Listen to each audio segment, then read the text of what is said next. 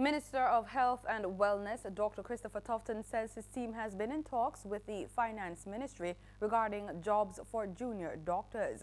This follows report that the doctors were being sent home after they reported to health centers and hospitals to assume duties. There were reports last week that doctors were being sent home after they reported to health centers and hospitals to assume their duties.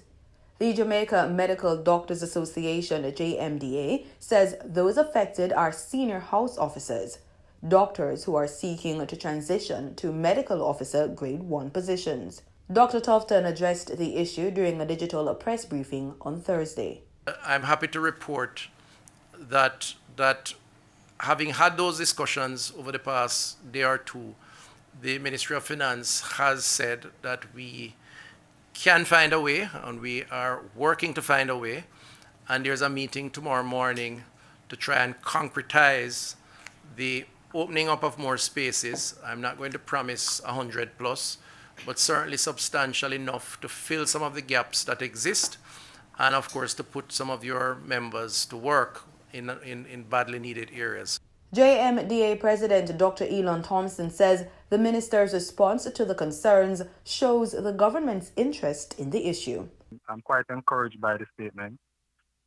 You know me though, I like to see results, and we look forward to the spaces that we can get. Hopefully it can be a substantial amount.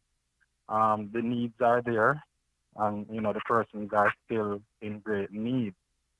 I hope public can understand the situation that the doctors are in. We know that there are other persons out there who are unemployed and are in a similar position.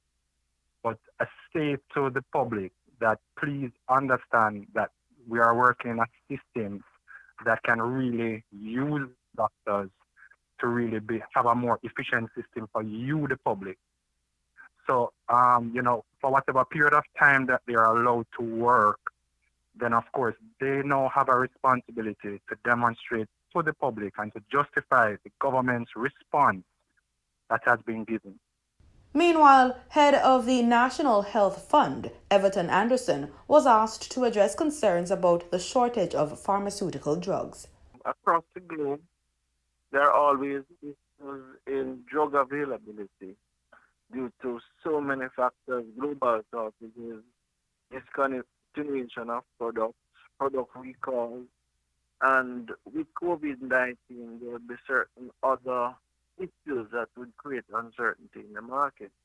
But within the context of that, I want to say that our team has worked hard to ensure that most drugs are available to our clients. In fact, our fill rate over the last few months has ranged between 86 and 90%.